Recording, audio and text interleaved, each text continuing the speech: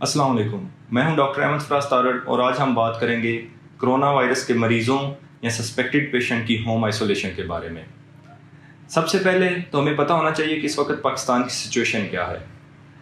Primary and secondary health department ने जो report पेश की है उसके मुताबिक सिर्फ लाहौर के अंदर 7 लाख से ज़ायद कोरोना वायरस के मरीज़ मौजूद हैं और इसके अलावा गुजरांवाला डिवीज़न की भी एक खबर गर्दिश कर रही है कि 40% आबादी को कोरोना वायरस हो चुका हुआ है।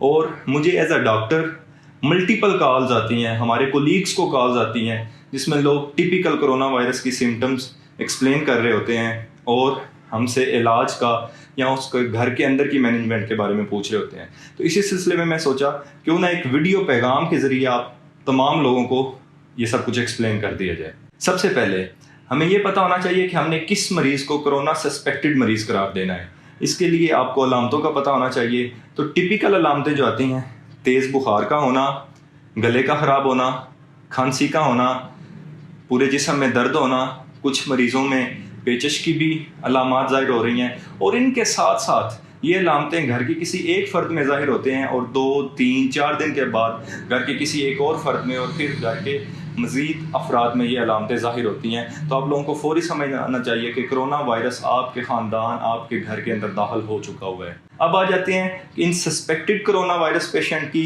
या किसी के पास अगर वसाइल मौजूद हैं और उसने RT-PCR टेस्ट करवा लिया हुआ है और उस कन्फर्म्ड कोरोना वायरस का मरीज़ जिसकी अलामात की शिद्दत अभी कम है, उनको घर के अंदर कैसे आइसोलेट किया जाए। उसमें सबसे पहले आपको पास कुछ आलात होने चाहिए। इन आलात में आपके पास एक थर्मामीटर होना चाहिए, एक पल्स ऑक्सीमीटर होना चाहिए, आपके पास फेस मास्क का एक पैकेट होना चाहिए और आपके घर के अंदर ग्लव्स होने चाहिए।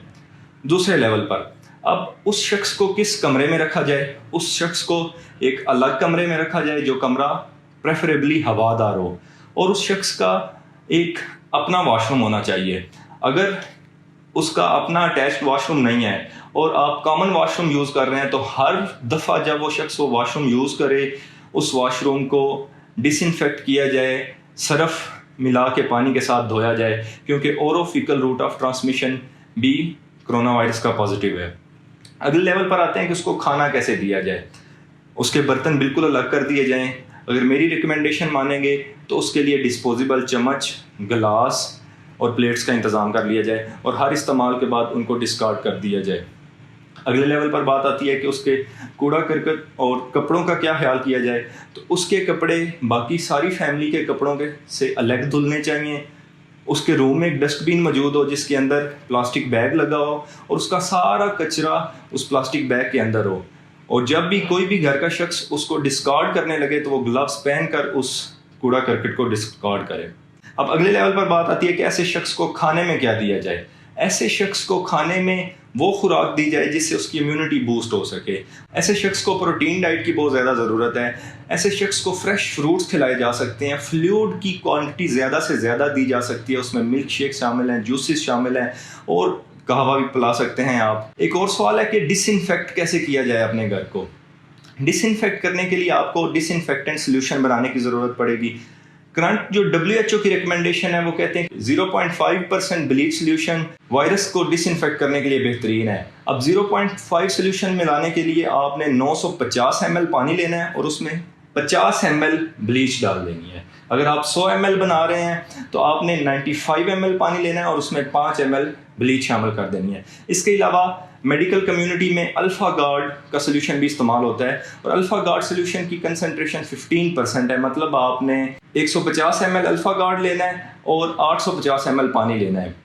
उसके बाद ब्लीच और अल्फ़ा गार्ड को आप अपनी इलेक्ट्रॉनिक की ज़रूरत की अशिया जैसे कि लैपटॉप, मोबाइल, इन पर इस्तेमाल नहीं कर सकते।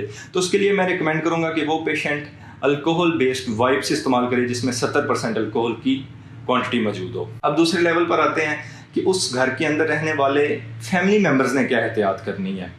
सबसे पहली एहतियात, उस मरीज़ की तीमारदारी के लिए ना किसी रिश्तेदार को मिलने देना है और ना ख़ानदान के अपने किसी अफराद को।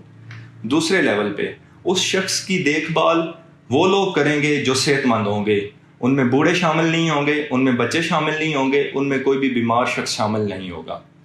तीसरे लेवल पे जो शख्स उस کی تیمارداری میں شامل ہوگا، وہ جب بھی اس کے کمرے میں داخل ہوگا تو وہ گلوز پہن کر جائے گا، فیس پر ماسک رکھ کر جائے گا، اور اگر آپ افورڈ کر سکتے ہیں تو آپ گاؤن کا بھی استعمال کریں، اور واپس آنے کے بعد سب سے اہم بات، ان گلوز کو ڈسکارڈ کیا جائے، اس فیس ماسک کو فولڈ کر کے آؤٹر سائڈ سے ڈسکارڈ کیا جائے، اور اس گاؤن کو ڈسکارڈ کیا جائے۔ کہ ادویات کا کیا استعمال کرنا ہے؟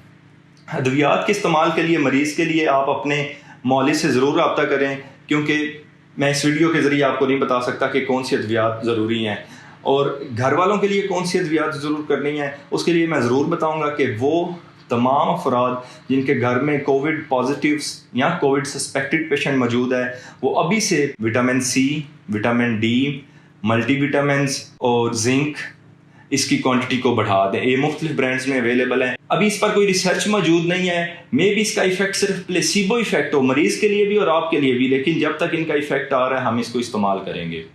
اب اگلے لیول پر بات آتی ہے کہ ایسے شخص کے ٹیسٹ کیا کروایا جائے۔ دیکھیں، جو کرونا سسپیکٹڈ پیشنٹ ہے اس کا فوری طور پر ایک سی بی سی ہونی چاہیے، ایک ایکس رے چیسٹ ہونا چاہیے، اور اگر آپ افورڈ کر سکتے ہیں تو آپ اس کا R T P C R بھی کروا لیں۔ اس کے بعد اگر اس پیشنٹ کی علامات 5 سے 7 دن تک رہتی ہیں جس میں اس کا تیز بخار رہتا ہے، تو پھر اس مریض میں کمپلیکیشن ڈیولپ ہونے کا خطرہ ہے۔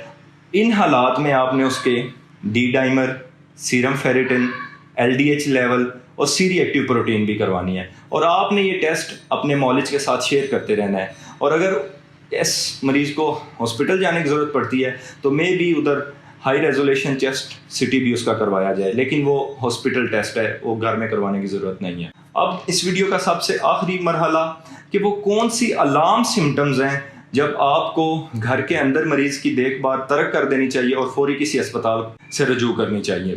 سب سے پہلے جب اس کی سانس کی رفتار 22 دفعہ سانس لینا 1 منٹ میں اس سے زیادہ ہو جائے، جس کو ہم شارٹنیس آف بریتھ بھی کہتے ہیں، مطلب مریض کی سانس کا تیز ہونا، اس میں 22 to 25 کٹ آف ویلیو ہے۔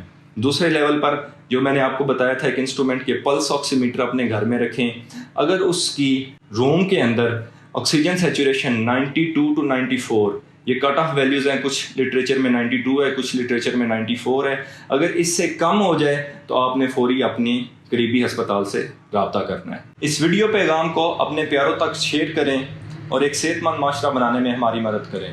اللہ ہم سب کا حامی و ناصر ہو۔ اللہ حافظ۔